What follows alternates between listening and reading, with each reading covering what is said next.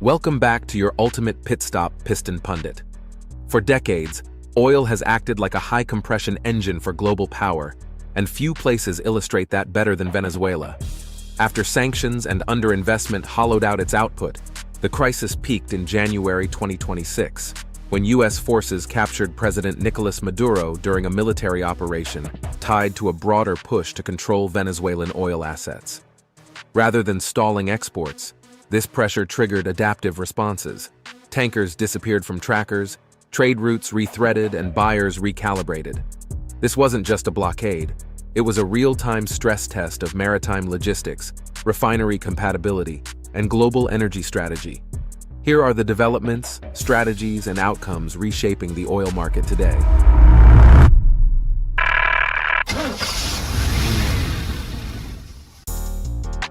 The blockade shock. Caribbean Sea turns strategic battleground. What Washington attempted wasn't a routine sanctions memo, it was a hard stop. Ships halted, cargoes frozen, corridors controlled. In logistics terms, that's the jump from "we'll penalize you" to "we'll physically govern the lane." The Caribbean isn't postcard water. It's a critical artery feeding refineries, storage hubs, and re-export loops. Add naval enforcement and every ship owner, insurer, and buyer recalculates risk instantly. But blockades look tidy on charts and chaotic at sea.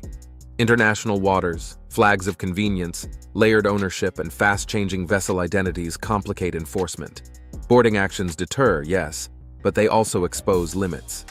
Each interception carries headline risk and escalation questions. That uncertainty opened space for arbitrage. Markets hate fog, but they thrive on opportunity. Once the blockade began, the system didn't freeze, it adapted. Venezuelan flows didn't vanish, they reconfigured, turning the Caribbean into a high-stakes chessboard where every move invited a counter-move. And once physical enforcement showed its limits, the real game shifted from ships you can see to signals you can't. The dark mode Armada, how tankers vanish in plain sight. No submarines here. The disappearance was electronic. AIS transponders, the ship's public beacon, went dark. Kill the signal and you create a monitoring blind spot the size of the ocean. Think of disabling GPS, except the device is a floating steel skyscraper hauling 1 million barrels. Maritime surveillance is pattern-driven. Break the pattern and oversight lags. This playbook isn't new. Iran and Russia refined it under sanctions, building shadow fleets that now function like a parallel supply chain. Venezuela plugged into that ecosystem. Aging hulls bought cheap, shell company ownership, permissive registries, and minimal transparency. Even when a vessel is seen, proving cargo ownership and jurisdiction can take longer than the voyage. Success compounds quickly. Routes sharpen, transfer points standardize, paperwork improves. Dark mode isn't a trick. It's an operating model that forces enforcers into perpetual catch-up. Before we delve deeper, do us a favor and smash that like and subscribe button.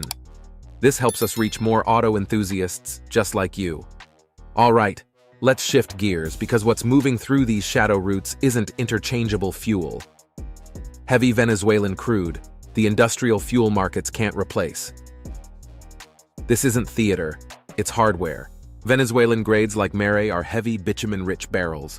Many refineries are engineered, cokers, hydrocrackers, desulfurization units, to run that feedstock. Swap it overnight for light shale and you wreck yields, margins, and product slates. Heavy crude underpins diesel chains, industrial fuels, and, especially in China, bitumen for paving and construction. Disrupt those barrels and specific machines feel it. For Venezuela, oil isn't optional. It's the economy's crankshaft. Export revenue funds imports, stabilizes services, and sustains power. When cornered, systems innovate. The twist? Policy shifted from outright blockage to management. Trading houses marketed barrels. U.S. refiners re-entered via intermediaries, tempted by discounts to Brent. Market gravity won. Heavy crude is hard to replace, and keeping refineries efficient often means dealing with the barrel. Either stop it completely, rare, or steer where it lands, pragmatic. And nowhere is that recalculation more visible than in how China plays the long game. China's strategic math: cheap oil, patience, and leverage. China has been the largest destination for Venezuelan oil because it can absorb discounted barrels and process heavy grades through independent teapot refiners. For China, Venezuelan crude isn't just a commodity, it's leverage. Each added supplier reduces exposure to choke points and political pressure, and discounted oil turns energy security into a cost advantage. Recent developments changed the short-term picture. Blockade pressure and tanker seizures slowed departures, forced some ships to turn back, and cut near-term flows to Asia. But this wasn't a loss, it was an adjustment. China stocked earlier, filled storage, and reduced urgency. The real advantage is flexibility. Even if volumes fall, sanctioned oil can still reach Asia through blending or re-export routes.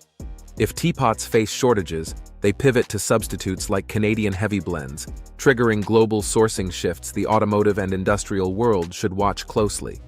But China isn't the only player adapting. The most revealing shift may be happening in Washington itself. Washington's recalibration, from stopping oil to controlling it. Washington's real pivot wasn't ships going dark, but strategy evolving. A blockade implies total denial, yet policy shifted toward controlled trade, licensing major trading houses, clearing stuck cargoes, and encouraging investment to revive output. That's not permanent shutdown. It's taking over the tap and deciding who gets fuel. Zooming out explains why. Venezuela's infrastructure is worn, and heavy crude is costly to produce, requiring heat, diluents, aging pipelines, and constant maintenance. Even modest gains won't flood markets, but they can rebalance specific refineries, giving small increases outsized political impact. Caribbean staging completes the shift. Routing barrels through hubs like Curaçao and St. Lucia decouples origin from destination. Once staged or blended, oil is harder to politically label. Trade flows were restructured, and as control shifts from oceans to data, the next phase of conflict is already underway. The next oil conflict: seizures, satellites, and shadow supply chains. When transponders go dark, enforcement turns into a technology war. Agencies rely on satellite imagery, pattern analysis, port monitoring, financial tracing, and intelligence coordination. Synthetic aperture radar can spot ship silhouettes through darkness and bad weather, while analysts flag loitering, mid-ocean transfers, and suspicious paperwork. Even with advanced tools, the ocean is vast, and enforcement resources are limited. Recent seizures show this pressure is real and escalating. Boarding tankers sends shockwaves through insurers, owners, and flag registries, but it also creates whack-a-mole dynamics. Ships rename, reflag, reroute, and hide behind complex jurisdictions. That's why shadow logistics isn't a temporary hack. It's a durable system. The takeaway is practical. Contested oil transport drives up freight rates, widens discounts, and forces refiners to rethink procurement, reshaping fuel prices and industrial costs worldwide. Verdict: why modern oil defies absolute control. This wasn't merely a clash between tankers and warships. It was a stress test of modern power. The Venezuelan oil blockade exposed the limits of raw control in a world governed by logistics, incentives, and interconnected markets. The United States showed it can seize vessels, redirect trade, and influence flows, but only with trade-offs, compromises, and unintended consequences. Venezuela demonstrated that even a weakened producer can survive by exploiting gray zones and rival interests. And the oil market did what it always does: adapt, reroute, and resist absolute control. For the automotive and energy worlds, this matters deeply. Fuel supply chains, refinery economics, and geopolitical risk are now inseparable variables. The road ahead won't be defined by who fields the largest fleet, but by who understands the shadows and designs systems resilient enough to operate within them. Now let's hear from you. Are shadow shipping networks making sanctions ineffective or just more expensive? Should refineries and automakers prioritize flexibility over efficiency going forward? How do you see this reshaping fuel prices and manufacturing costs in the years ahead? Share your thoughts and experiences in the comments below.